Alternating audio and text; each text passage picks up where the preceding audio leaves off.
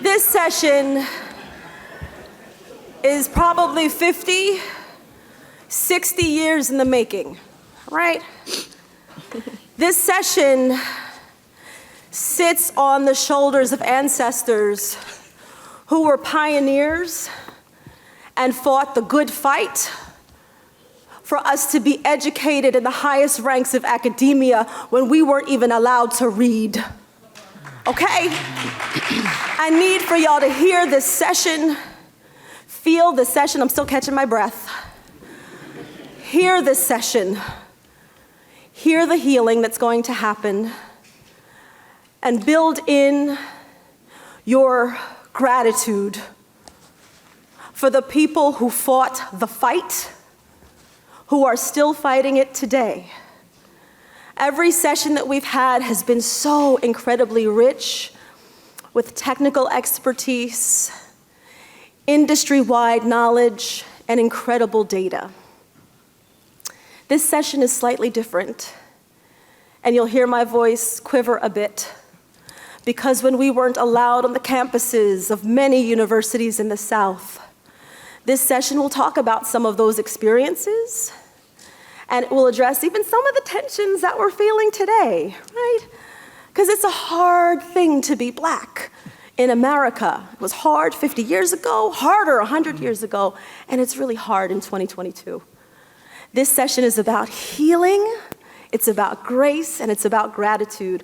So it may affect your spirit in a slightly different way than some of the other sessions, but that's why we're here as Black alumni leaders, okay?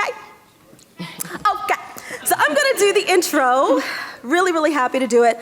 And instead of giving sort of the kudos about the accomplishments, I'm gonna tell you guys about their spirits, right? Because I'm still learning from their spirit, okay? So first, I'm gonna talk to you about Bruce Alexander. Yes, give it up. In 2016, he's the founding president of the Citadel African American Alumni Association. So if you can imagine, and I went to campus, and thank you for inviting me, to like go to school where you have barracks and you have cadences, and then you have to go out into the world and defend a country that might not always have your back, right? That's why I'm so grateful for the Citadel. And so from Bruce, I always learn from his spirit of discipline and humor. And he'll tell you a lot of good stories, but keep in mind his discipline and his humor. Stacey Hill, I'm gonna get it right, Board of Directors of the University of Alabama National Alumni Association, and immediate past president of the University of Alabama Black Alumni Association. From Stacey, I have learned grace. Grace under fire, grace under pressure, and compassion. So when she talks to you about the University of Alabama, just keep that in mind. Catherine LeBlanc, pioneering alumna of Duke University.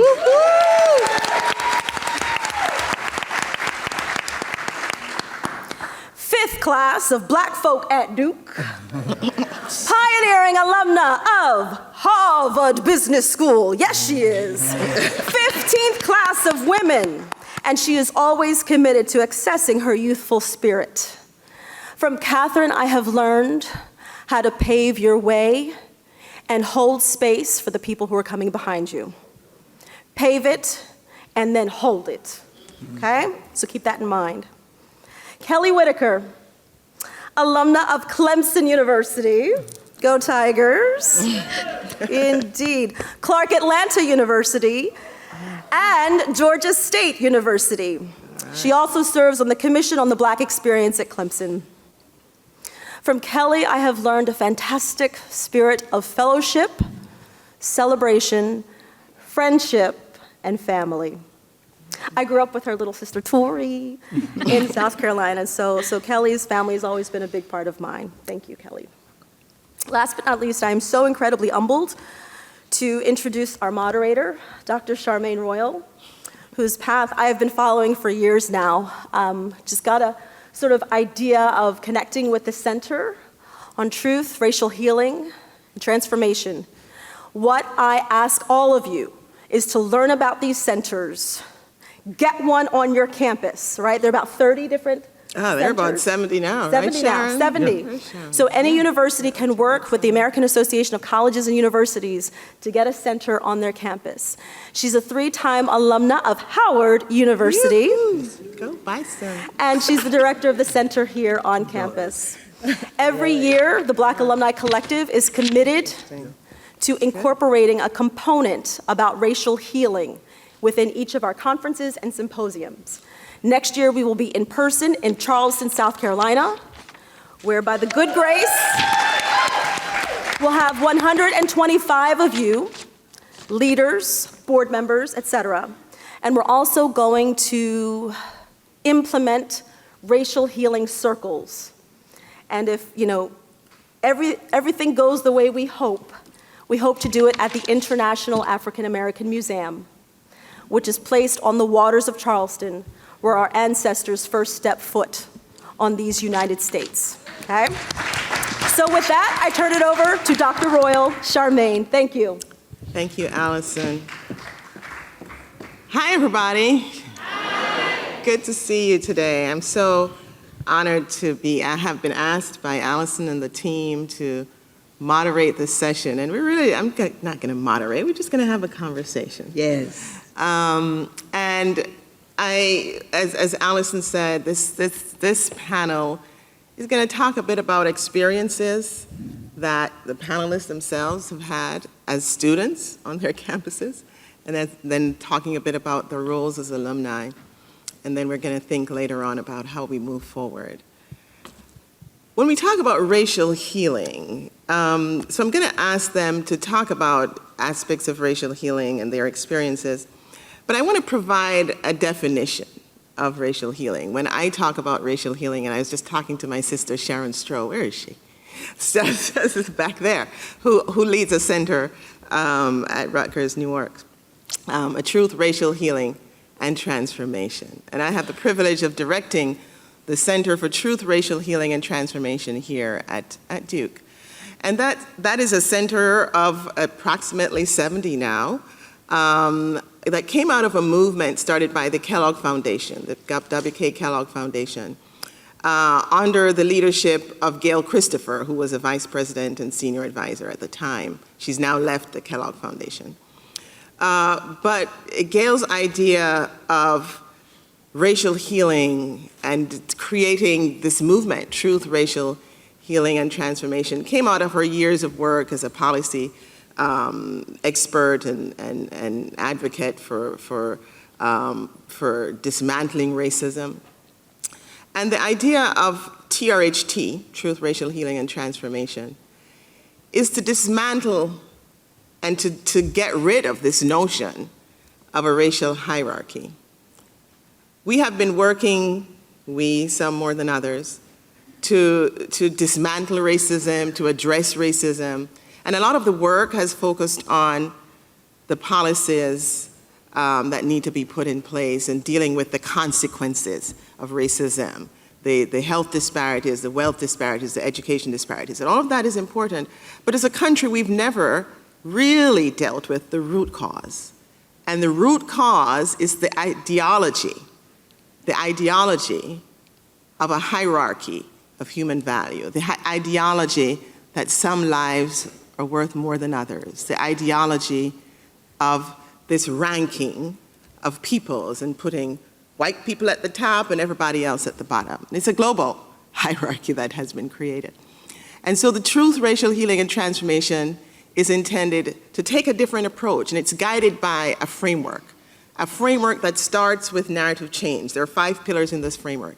Narrative change, thinking about the stories we tell, the ideas we put forward. The idea of a racial hierarchy is a narrative, and it's one that we need to change.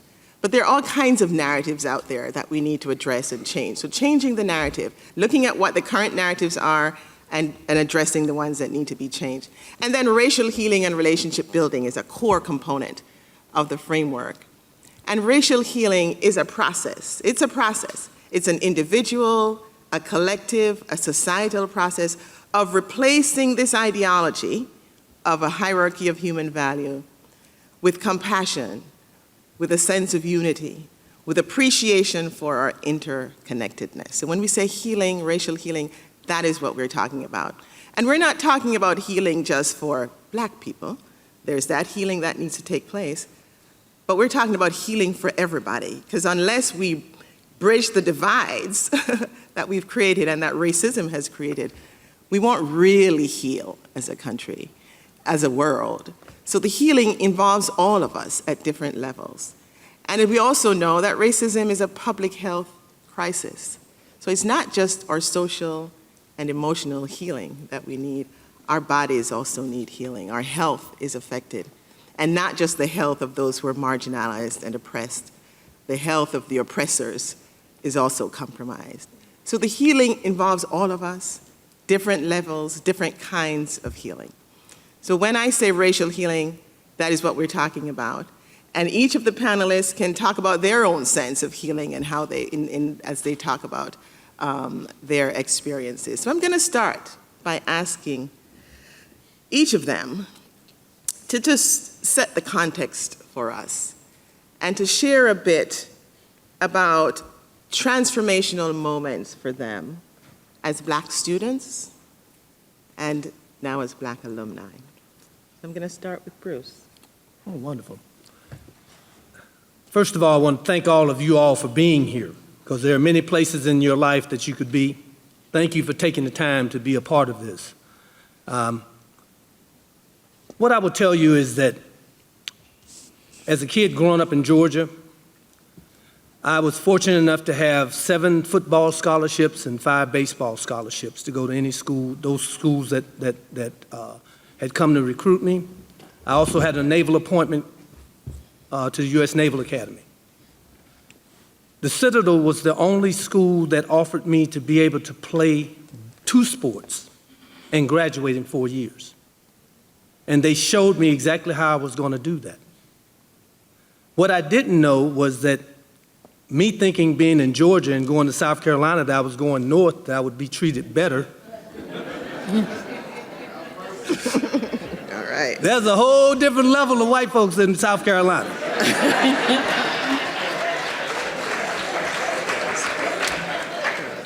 Okay? And when you get a chance to, and I had one of my coaches, and I think that he sort of challenged me more, because he got upset with me one day and he said, "You wait till you get to the Citadel, they're gonna run your Black behind out of there." Said that to me on the basketball court. And it made me more determined to be there. What I didn't realize was the roller coaster of emotions that I would go through going to that place. Everybody gets treated badly there. Everybody, nobody's exempt. But when you are a brown, Black, or blacker person, you will find some other things that are going to be challenges. Okay? Everything's a challenge, but there's some other challenges that you're going to experience. And those are that unwritten challenge, that quiet challenge, and sometimes vocal challenge when they're calling you names out of the barracks late at night as you're walking around as a freshman. You already feel like you're as low as well doo-doo. And it's at the bottom of the ocean. And they make you feel a little bit worse just with the things that they can say. But it builds something within you, a character that you don't even realize that you're getting. You don't realize that they're shining that ring just that much brighter.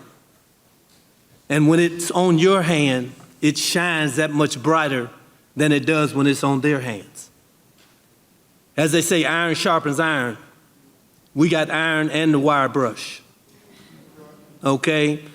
And those types of experiences were things as a young man walking out of those gates, I hated the school for. Hated it. And I will tell you that quiet as it's kept, for 10 years I wouldn't come back. And I will tell you that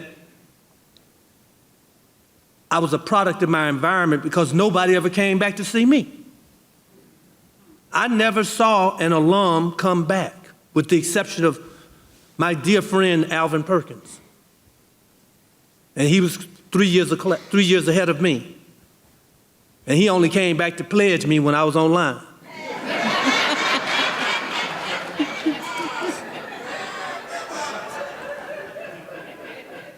So we had no good examples, and I say this tongue-in-cheek because I was also not a good example of an alum coming back to make a difference in the lives of young people coming through a hellhole. And if any of you thought that you went to hell and back, come walk in my shoes. I will show you what it is. I know the imp personally. Okay? It was an experience that I didn't realize was shaping me for the rest of my life. As they say, we learn to be comfortable being uncomfortable. There was never a room that I would walk into that I was ever going to feel the same that I did without going through that experience. And there wasn't an eye that I couldn't look between and say, there ain't nothing you can give me. I've already been through hell and back. Okay? And I didn't realize or appreciate it at the time. I just knew that I walked around with my fist balled up, and people are like, man, you smile all the time. You don't understand what it is to frown. Okay? Life every day is good for me after going through that. There's nothing that makes me deterred. I tell people, I don't have bad days. I have a few bad moments. Never a bad day. It built that character. And though I hated it for 10 years because I was young, I didn't know any better. I didn't realize what I was going through. I didn't have somebody to tell me, guess what? What you're going to be when you come out of here. This is what you're going to be. I had nobody to tell me that looked like me. And those that didn't look like me never told me what I was when I walked out of there. I was twice as good as they were. And I was seen that way. They didn't tell us that. That as a black man coming out of this institution, that people were going to see you a little differently. Nobody ever talked to us about it. And our alumni ahead of me, and there were only, before I got there, I'm number 76 of the first 100. And it's a shame that I even know that number, but it's a matter of pride too. I didn't want anyone else to have to go through that again. And when I saw my kids going to college, and I saw how they were embraced by their alumni, and yes, my kids went to HBCUs, a bright idea came in my mind, why can't we be that way at the Citadel?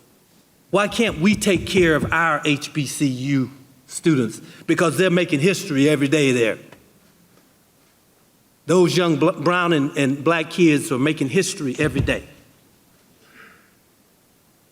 And that was my aha moment. And it also came with a general officer telling me that he had never met a Citadel grad in an interview. I'm sitting in an interview with this general, and yes, I got the job, but he told me he had never met a Citadel grad. And what he meant was he had never met a black Citadel grad in the U.S. Air Force. Because he worked for a 66 grad the year before, which I reminded him of.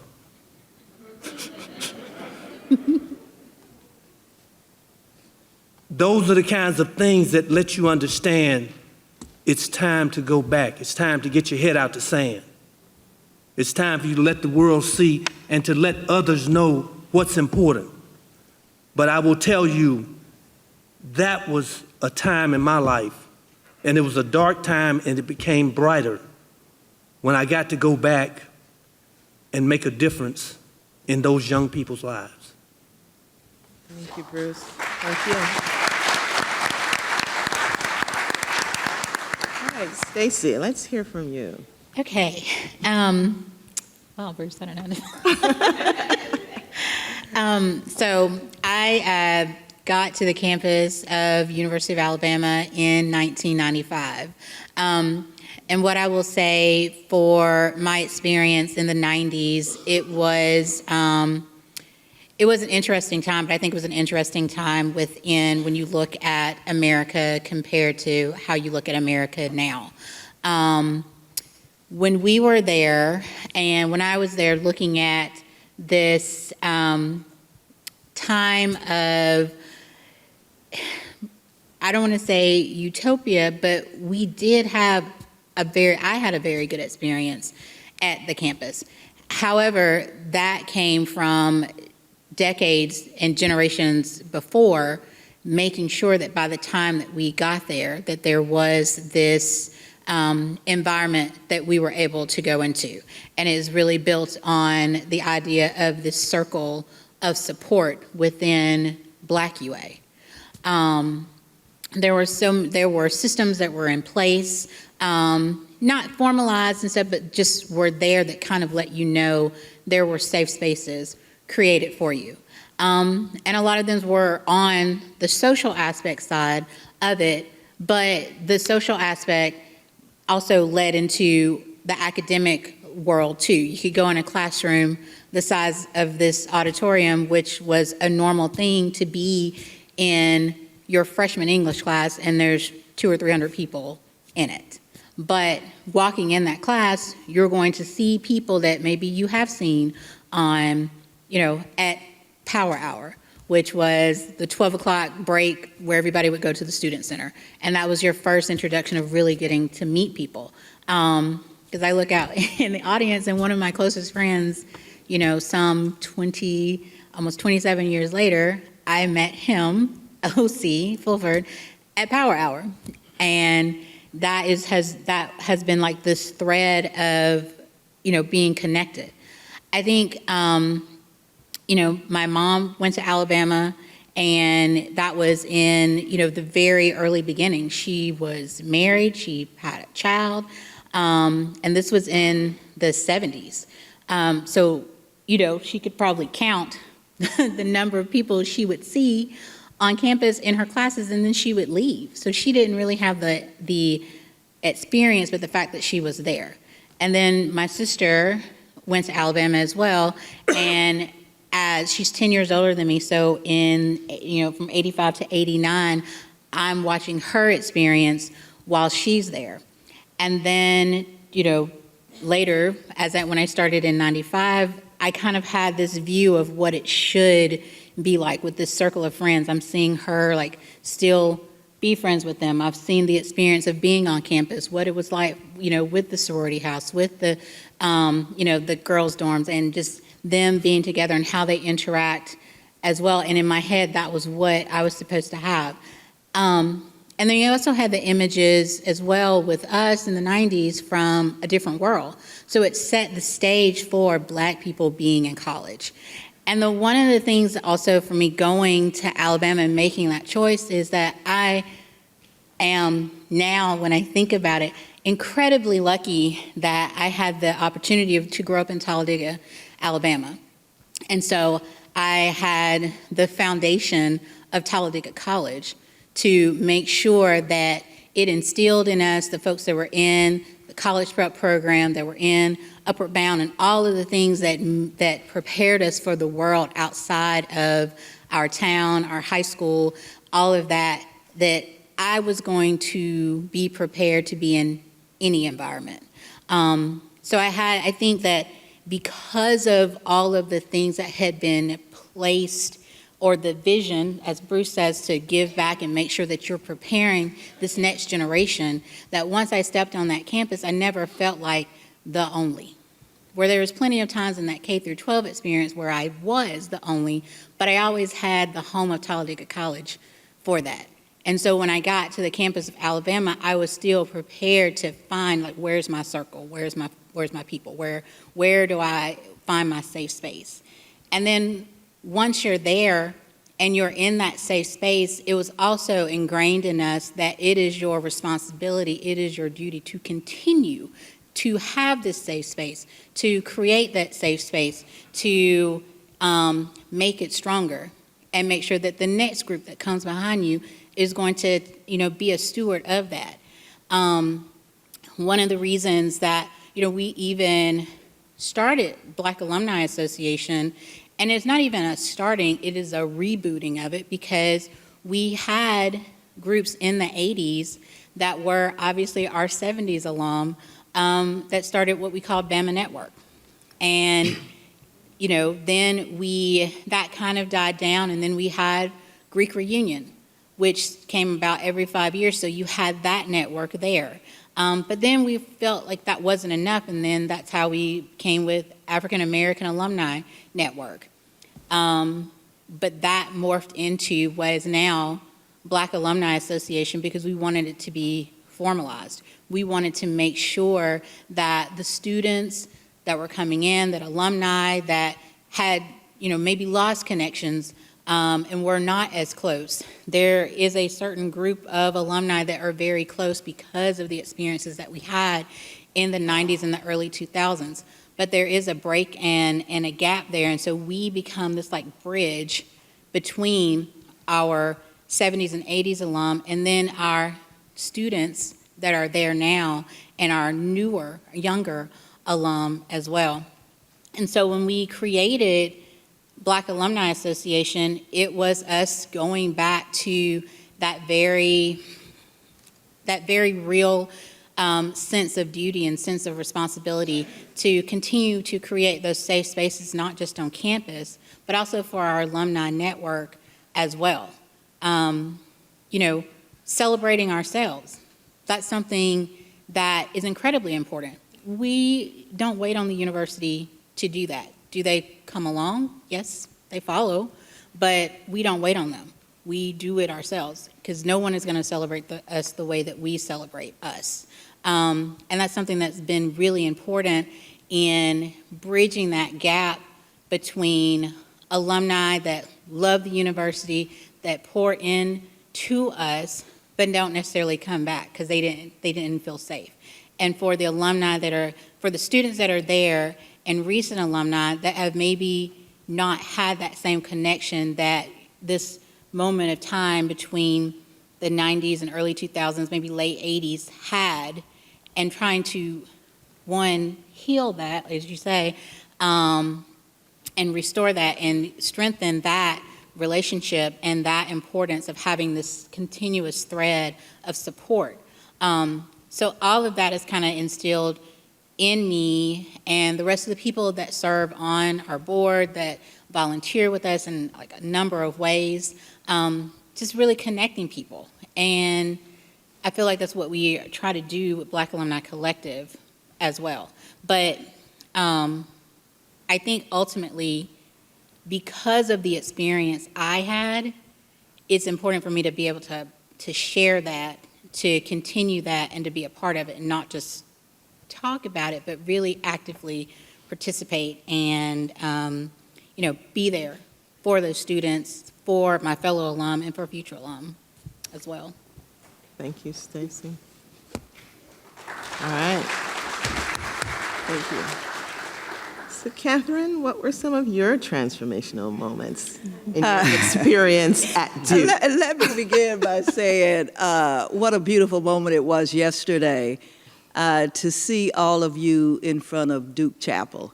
I think you were the most Black folk I have seen on this campus in front of Duke Chapel since I first became affiliated with the university in 1967.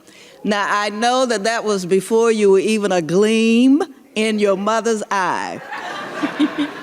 But just chalk it up to just persistence and survival. What can I tell you? So when I arrived as a freshman in 1967, my moment began, Charmaine, when my folks dropped me off at Allspa dorm, on what was then called Women's College. Mm-hmm. And the thing that sort of comes through my memory is how I said to them as they were about to leave, now I'm going to give it my best shot, but if I don't make it, I hope you're not going to feel bad.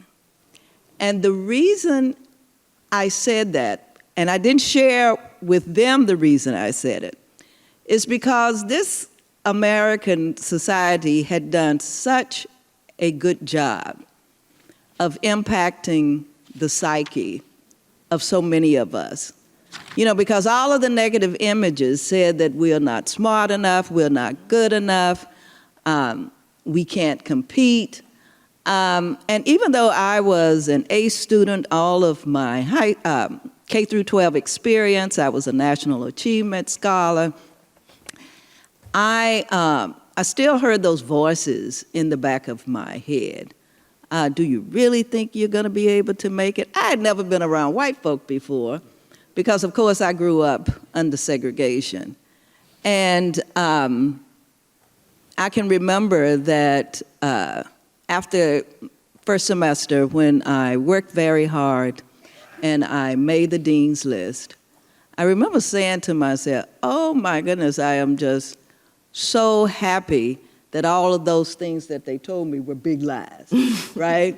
And so when I applied to go to Harvard Business School about 6 years later, you still had to write essays. And one of the essays was on what was one of the most significant things that came out of your undergraduate experience.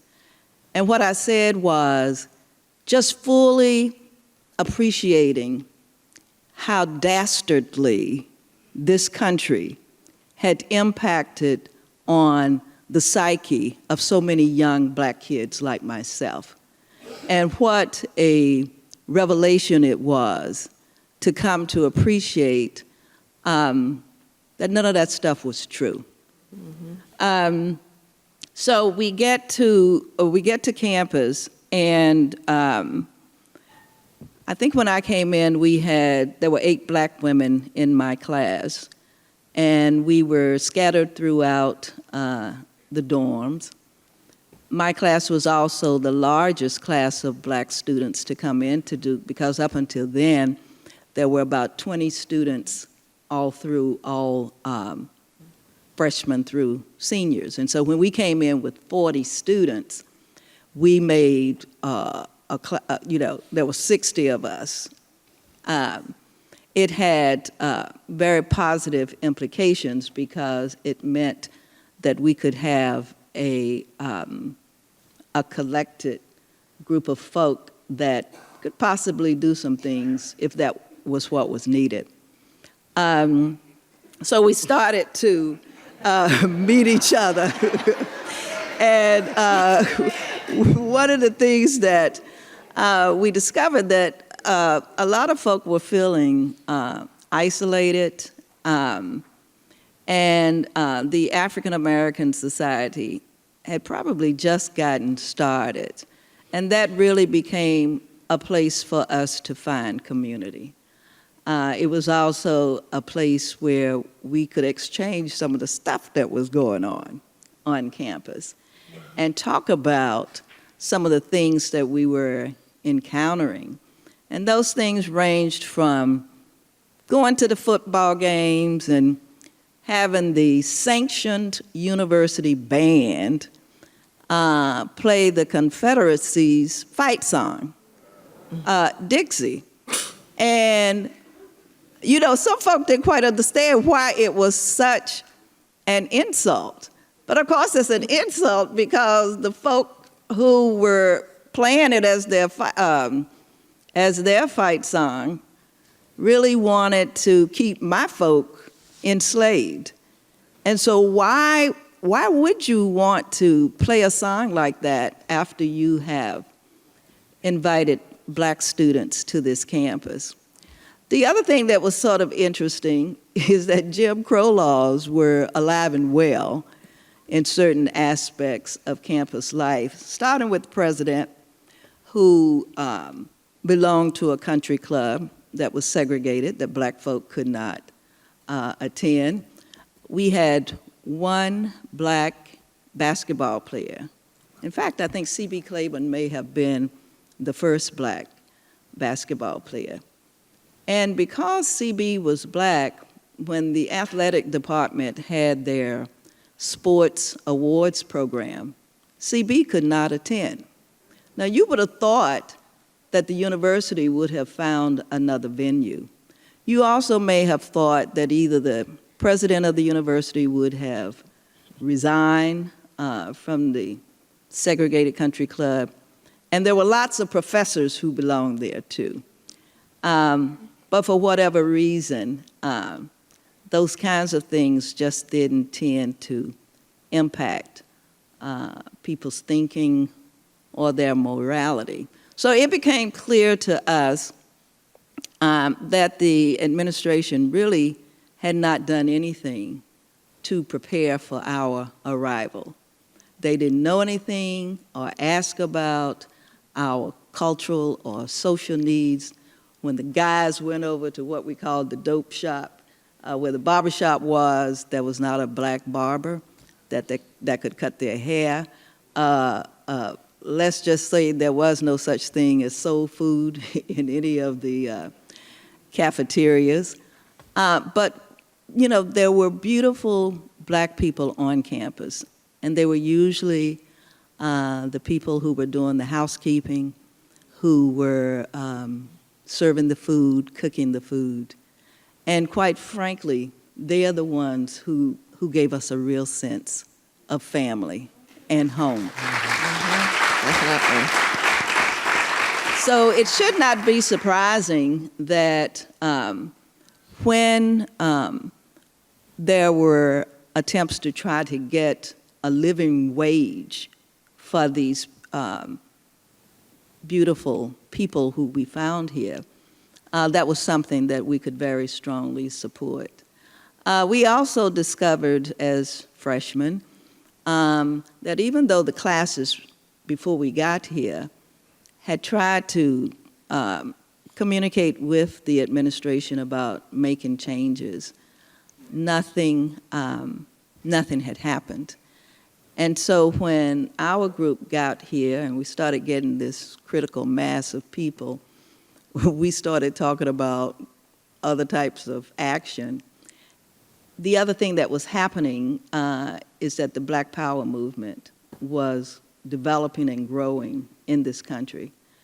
And, you know, at 18 and 19 and 20, you're not operating on the same time level, time scheme that your parents are, who say, wait it out, you know, and let's see if we'll just wait until society changes. But when you're younger, your sense of urgency is much different. And so we had people like Dick Gregory on campus. We had the first Black Week. We had Fannie Lou Hamer. And we had folk who were coming in who were telling us the real deal. And of course, many of us were growing more uneasy with the way things were. And so talk began around taking over the administration building. And because we felt that that would be one way to get the administration's attention, and we might get some action on some of the demands that we had put together that would help to make this a more welcoming campus for Black folk. And after spending the time talking about it, because our leaders at the time did not want to go forward with just a few Black folk, they wanted as many Black students to be on board as possible. And we finally got that critical mass. We made the decision that that was what we were going to do. And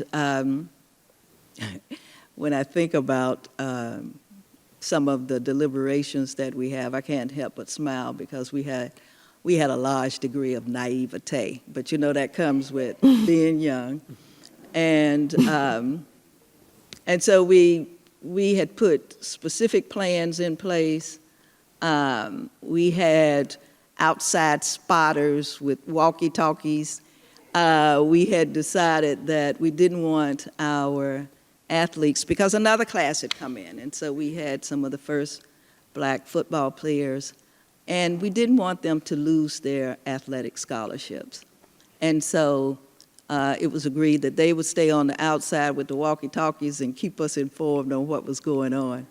And so we rented this U-Haul truck. All of us spent the night with the one grad student who went in with us, a law school student. all of us piled into his house the night before. We got in the truck the next morning and got to the administration building. And as somebody said, in 1 minute, 59 seconds, we had secured the building. And from there, it was really interesting to compare what happened with us versus what had happened at a very large silent vigil of white students the year before, after Martin Luther King had died. The president had even invited some of the protesters to his home. And the language around the protest was, you know, these students are like our family. We have to treat them as such. I don't think that there was ever any discussion of getting the police to get them off the quad. They rose in numbers from about 300 or 400 initially to about 1,500 students. They weren't going to class, and yet they were handled with kid gloves. So we go into the building, and within an hour, we were given an ultimatum. And the ultimatum was around calling the police and getting us out. And so the ultimatum was not acted upon for within an hour. And so all through the day, there were some conversations over the phone. And we had brought our books, we had brought food, we were prepared to stay for the duration. And when we were getting toward the end of the day, and it was getting pretty serious because our outside scouters had told us that the police and the National Guard had gathered in Duke Gardens. And if you can imagine what the police are like today, this was 1969. And we knew that it was going to be serious. But even knowing that, most of us voted to stay in the building because, you know, we had this sense that there were some things that we were willing to go down for. And, you know, subsequently, one of our leaders said, yeah, we were probably prepared to die for something, but it was probably theoretical. We hadn't really, thought it 100% through, right? So anyway, in the afternoon, we took a vote, and the guys thought that it would be more appropriate for the women to leave. And so they asked the women to leave, and there were two of us women who would not leave, and I was one of them. And so somebody asked me, well, why didn't you leave? Why did you stay? I said, I think I was I thought I was a little revolutionary. And so we took a vote, and the grad student, he said, you know, things are getting really serious here, and I think we need to vote on whether we're going to stay or go. And we did, and the vote was to stay. And so at that time, we started to get ready for the police. And the way we started to get ready for the police, we had been told that in order to deal with tear gas, if you took lemons and squeezed lemon juice in your eyes, and you took cigarette butts and put them in your nose, that you could, you could sustain that kind of thing, right? So that's what we were doing. I wish somebody had taken pictures because we were laughing at each other. And the night before, we had this major discussion and conversation over whether or not we would take in one gun. And overwhelmingly, the answer was no. And our leaders said, we don't want to give anybody any more rationale to come and beat us over the head and potentially kill us. And so we didn't take any weapons into the building. So after we had prepared for the tear gas, we decided to break up chairs like this and try to get the legs of the chair. That was going to be our weapons as the folk came in. That's why I say there was so much naivete in the room. So anyway, the grad student decided we needed to vote one more time. And this is after all of the women had left but two of us. This time, somebody switched their vote. And so the majority vote was to leave. And we only learned 5 years ago that he lied. The vote did not switch. But he felt that it was time for us to get out of Dodge. And it is because of that that I can sit here today, and still be alive. All of us, we came out. And the most beautiful sight was we had told the white students to line the walkways so that the university could not see who we were, because we knew that they were probably going to put us out. And they did. White students all over the campus shielded us. The university got 20 names. They were going to put us on trial. About 60 students turned in their names to say that they were in the building, whether they were in there or not. And the university had to put all of us on trial. And we knew that they would not put everybody out. So it was a brilliant piece of strategy from attorney Julius Chambers from here in So I'm going to end it there. All right. But that was my context. Thank you.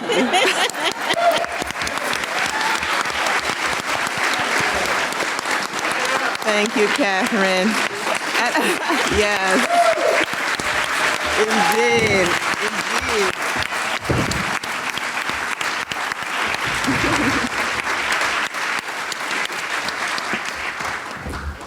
Thank you for that, Absolutely. and I honestly do not want to go after her. So if it's okay, I will defer and move to the next question. Well, I will just say,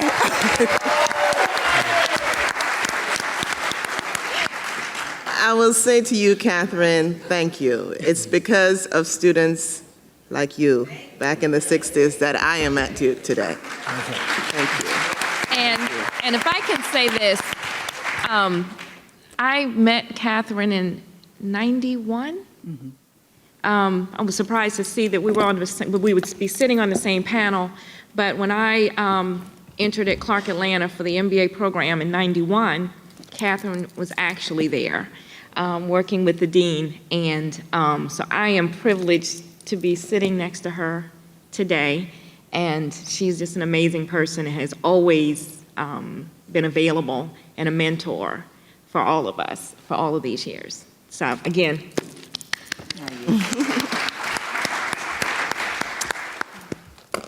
And Kellye's deferring, right? She has an amazing story about all what she did at Clemson and her experience there. But maybe it will come up in some of the questions. So the next question I'm going to ask, and some of you have already spoken to some of this, is what do you think are the most important roles of Black alumni in facilitating racial healing? And anybody can jump in at this point, because we want to get to have some questions from you as well. So we're going to move along. So anybody who wants to jump in and answer the most important roles of Black alumni in facilitating racial healing. And thinking of racial healing, Catherine, you talked about the narrative and the lie that's been told about how intelligent Black people are. That's part of the narrative that needs to change, right? And when we talk about this healing, we need to reckon with those narratives and those stories and those lies, and then build the relationships that will take us to transforming our universities and our system. So thinking about racial healing as a holistic process. Anybody? I was going to say it goes back to creating those spaces for us to be able to grow, to be able to thrive in environments where we are not the majority, and still feel just as strong. I think that is something that, as Black alumni associations and societies, that is part of what we do. I think that is part of the healing. I think back to 2018, we did our first Black alumni reunion. It was the 55th anniversary of sustained integration at the University of Alabama. So I don't call it the stand, because the stand in the schoolhouse door, I don't call it that, because that gives Wallace too much of a presence in the story. Because the story is really about Vivian Malone Jones and James Hood and all of the efforts of Thurgood Marshall and everyone for them to go through the doors. And the story that comes, that's when the story begins. That's the moment that we celebrate there. And so we had this reunion, and we had, I think we had about 300 people come back, and we looked at our demographics, and it was primarily our 70s alum. And they were prominent. We knew their names, but the common theme that we kept hearing from them was, I haven't been back on campus in 40 years because I didn't feel that I would be welcome. And then for us to create that space, simply because we just wanted to have a reunion. We felt this was important to celebrate, and we didn't like how they celebrated the 50th. So we said, we'll do it ourselves. But for them, just having this weekend of just events for them to be together and to celebrate this, we had created this space unknowingly that gave them a reason to come back on campus, to see this campus that they had been a part of, that we had, kind of known their stories, heard about them, and now we're meeting them in person. And we always knew, but they didn't realize the impact that they had on us. So we created that space for us. And I think that as alumni associations, it's still important there, and now because it shows current students how they should be connecting with each other and how they stay connected and connect with us as alum, and this overall networking, connection, and family and home and sense of belonging that the organizations create. Great, thanks.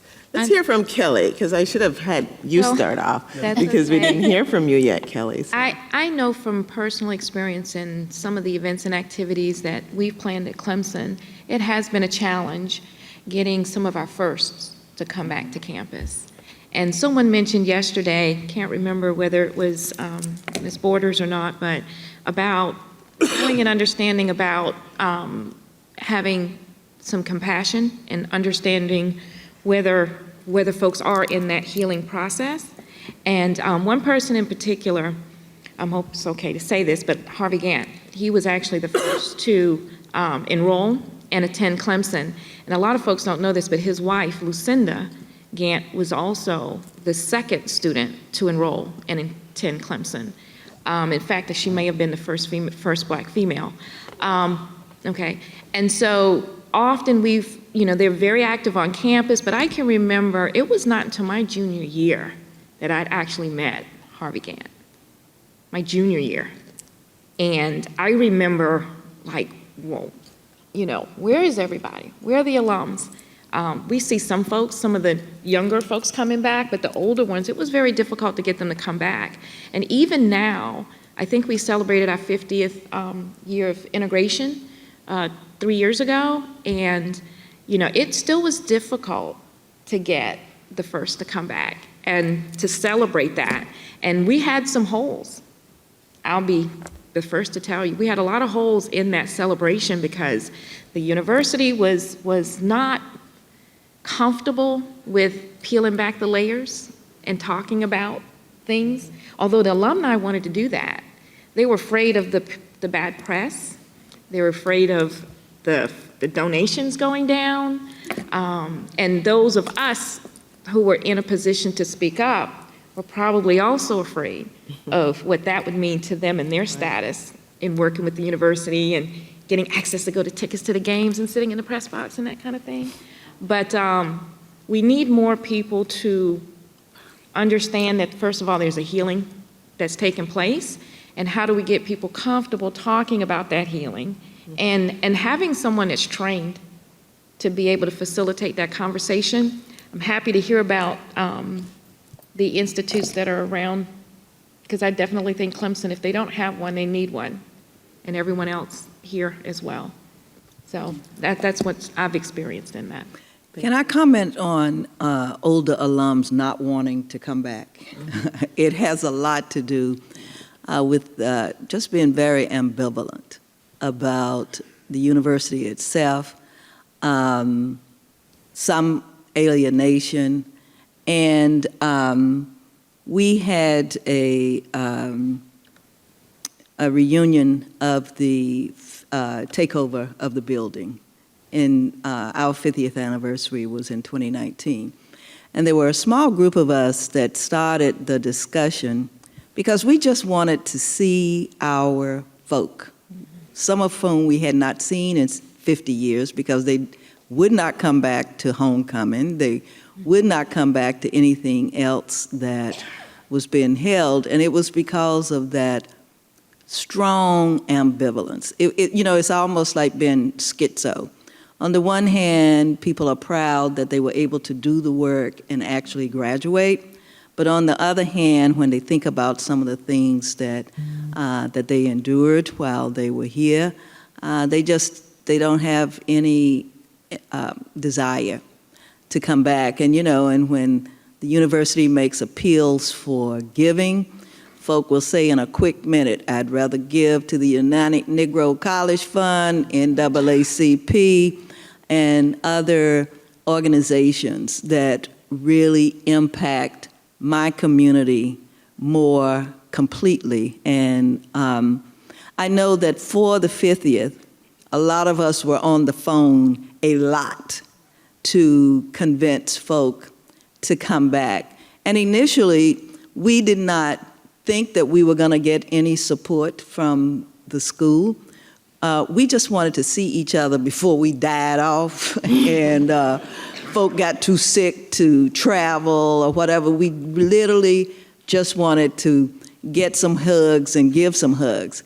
And we discovered, to our great surprise, that the chair of the African American Studies program, Mark Anthony Neal, had approached the university about doing a commemoration because it was also celebrating the start of the African American Studies program, because that was our #1 demand. And I remember Professor Neal saying to us, I have you all to thank for my job. and so anyway, when we found out that he had, gotten this agreement, we sort of combined our grassroots efforts with the efforts that he was making, and we had a really, really wonderful celebration. But it took getting on the phone, calling folk, talking to them, pleading, we just want you to come back so we can see each other. And there are two things that happened that made it all worth it for me. It was when the president of the university held a private reception for those of us who went in the building. And he actually acknowledged that we had made a contribution toward evolving the university and moving it forward, helping it to become more inclusive. And then at the program itself, Dean Ashby had everyone who was in the building to stand. And we got a standing ovation like you all gave me a few minutes ago. It meant so much to everybody because in our memory, as if it happened yesterday, is what happened that day. Because there was quite a melee on the campus afterwards between the white students and the National Guard. Tear gas was everywhere. When you see pictures from that era, it looks like a war zone.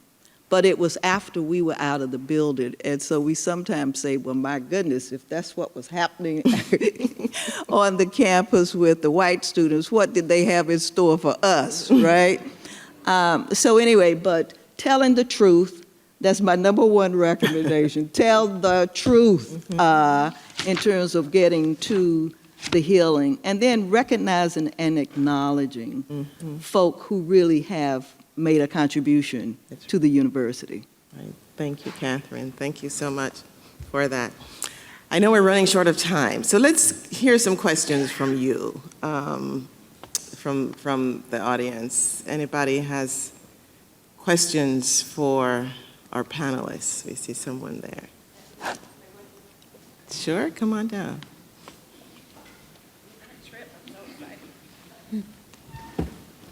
Okay, so hello and thank you. So I'm Keisha, I'm class of 97 from Duke University, and when we first got here, we were given these t-shirts that celebrated being the 30th class of African American students. So I would like to personally thank you for the ability to be able to be in that class and graduate from this school. So it's a point of pride. I loved being here at Duke. But we're now on the other. I also was one of the first people in my family to go to a white school. Everybody had been educated in HBCUs, and so it was a different experience.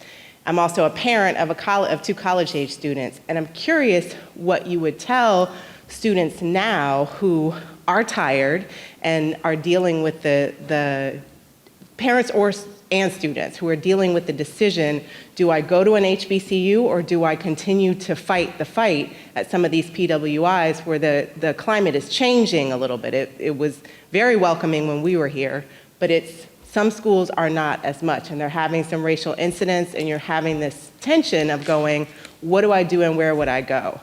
I would say keep fighting the fight and making sure we have a place here, but I'm curious from your own experiences if you agree with that or if you would have a different piece of advice for young people who may not know all the history and might have a different experience. That sounds like a good one for Bruce. Go for it, Bruce. What I will tell you is that continue to motivate kids to get higher education. I don't care where it is, okay? Make sure that they know that that is the key to getting that door open wherever they go, okay? It doesn't matter where your degree is. You just continue to motivate them to get that higher education. If they want to go to a PWI, they're more than welcome to go to that PWI, and you just be there to be able to tell them the things that they're going to experience. If they're going to go to an HBCU, as some of my kids did, they're going to be embraced. Okay, that's the one thing that all students need. We all need you to go back and embrace them. Okay, every student needs an alumnus to go back and embrace. That is one of the most critical things, and when we look at the most important role of alumni is to be present. And if you're present, it doesn't matter where your kids go. Okay? It doesn't matter where they go. If we have black alumni present, they're going to be at home and they're going to graduate. They are not going to graduate without you. I don't care what they learn there, they're not going to do it without those cheerleaders. And we all need someone to tell us at some shape, form, or fashion that it's okay for you to experience this. So that is our role as black alumni, to be that force to get them through school. You're going to be the ones to do that. Right? If I could add one quick thing. Can I add one quick thing? I have one quick question, one quick thing. As a parent, you know your child, and you also probably know what environment that child can thrive in. That's very important as a part of that decision. But everything he said is absolutely correct. But please make sure when you are looking at schools, you identify both formal and informal support systems within those schools. That's right. That's what's going to keep them moving. And you also need to make sure that your child, your student, knows that you might have been the best of the best in high school, but when you get to college, everybody's the best of the best. Yep. And you need to make sure that you seek out support as soon as you touch foot on campus. That's it. Oh, thank you, Kellye. Thanks for that. A question over here. Hi, my name is Felicia Heath, and I am Duke University class of 78. All right. And I want to thank you for all of what you've contributed, Ms. LeBlanc.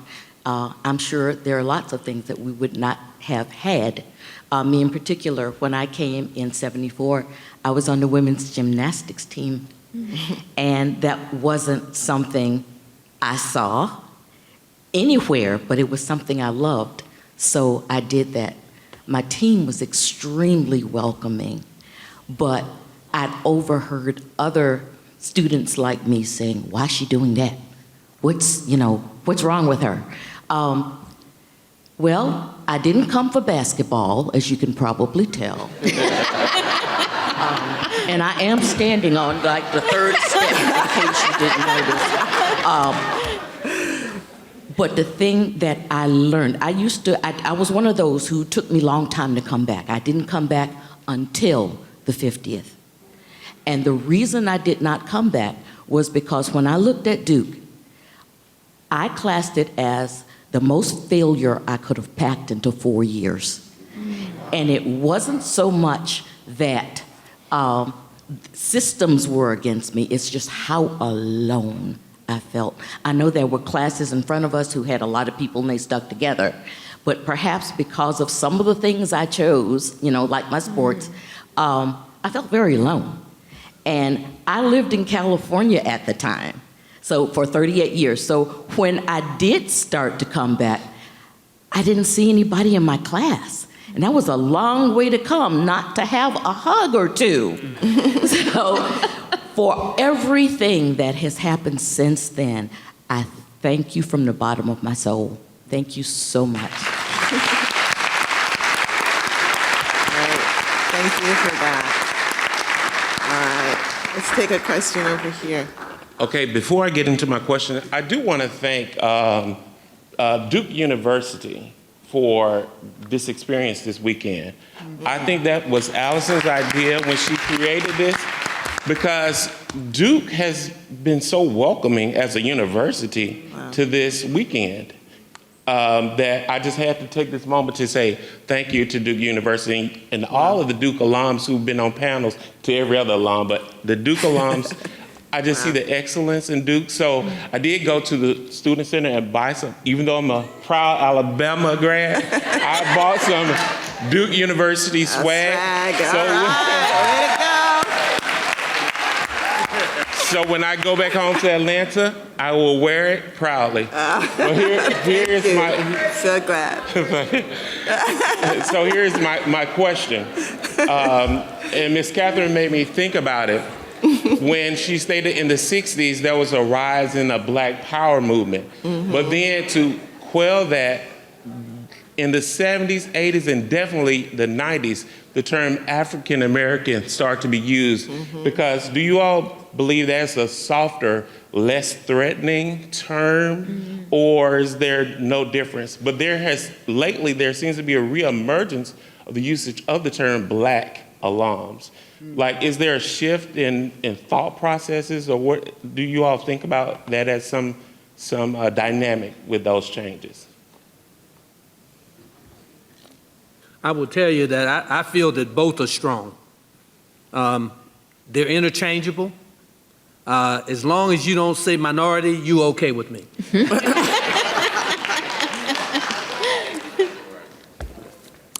Anybody else wants to weigh in on that? All right. Okay, thank you, Bruce. Certainly. Good afternoon, or afternoon, it is afternoon. And I want to thank you to each of the panelists. I really do appreciate the words that you said. And a thank you to Duke University also for hosting this event. My name is Karen Douglas, and I am an alum of Davidson College. And small contingency there. And my question is really about leadership, right? And the role of leadership in engaging Black alums. And I'm curious as to, for the universities that you all represent and others that are part of this collaborative, how intentionally we've gone about, I guess, grasping positions of leadership within the university so that some of these very issues that exist in our universities can start to disappear. And whether that's as alums running for boards of trustees or board of visitors and things like that, I'm curious as to how your universities are represented by Black people, because I do feel like that can have a large effect, quite frankly, on what goes on at the university for the students. Excellent question. And related to that is how alumni relate to the leadership of the universities. So, great question. I'll share an experience that just happened for me yesterday.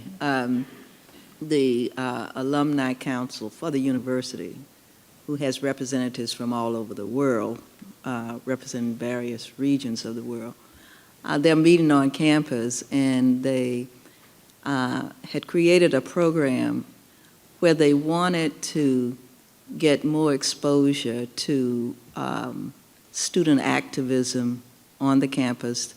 There's an alum who graduated in 1977, a white alum, who wrote a book, I think it's called something like Reckoning of Duke University, Desegregation and Student Activism in the 1960s. And in the book, he highlights the two major activities that took place. One was the silent vigil by white students, and then the Allen Building takeover by Black students. And that council read the book. And out of reading the book, they wanted to have firsthand interaction and exchange of information with two of us, one person who represented the vigil and me representing Allen Building. And I thought that that was a pretty phenomenal thing to do because you're having you're reaching alumni of all kinds of diversity, and they're hearing a story about the university that doesn't often get talked about. And so I thought that that was a really positive thing. And then to go back to my interaction with Professor Neal around the 50th commemoration of the takeover, because it was a university-sanctioned affair, leadership up and down the university was aware that it was happening. And of course, it made it easier to get facilities and that kind of thing, and to use resources that the university had. I thought that that was very, very positive. And underlying all of it is good communication across many, many different sectors.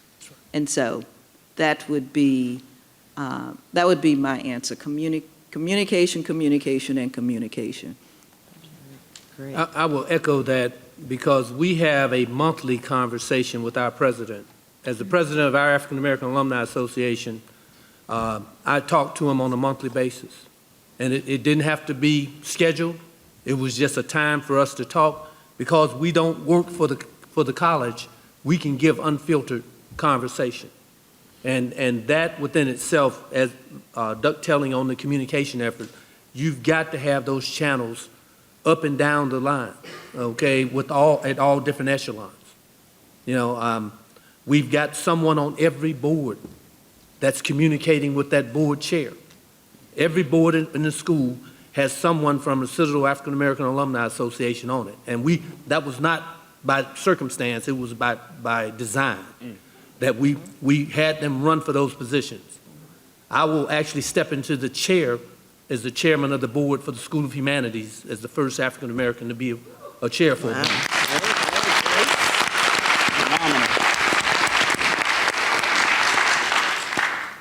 Yeah, and I think that's important. I mean, to kind of piggyback what Bruce is saying, you have to be very intentional. Succession plans are incredibly important. We were actually talking about that this morning at breakfast.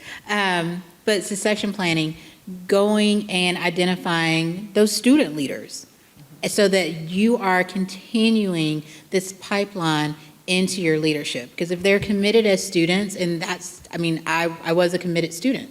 And so it was important to me, not just because the university was part of my family, but it was important to me that that next generation is able to come in and continue that leadership.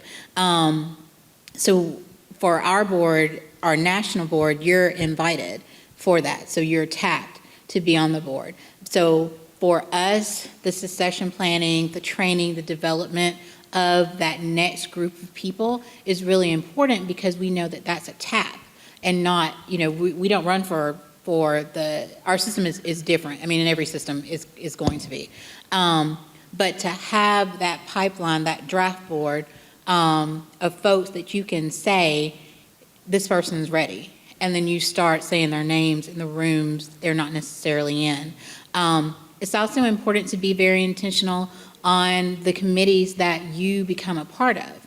When I was asked to be on the board of directors for National Alumni Association, I looked at when we go to Alumni Hall and I look at the board of presidents, and I look at that wall, there's one person that looks like me. That's not acceptable at all. So for me, I love homecoming, but guess what? My responsibility is to be on nominating committee. So you have to be very intentional in where you're placing yourself, like what table are you getting a seat at? And it's going to be the most impactful. You do have to pick your battles as to where you are and what's going to have that long stream or that downstream impact. So. Yep. Kellye, we'll hear from you. One last one comment on that. One thing that I would suggest is, because I've seen our organization have like a, they come and go. You really need to have clear bylaws that can, as well as a strategic plan, and have your leadership team that are mature enough and basically treat it as a real organization and a business and not just a volunteer where I can step in and step out whenever I want.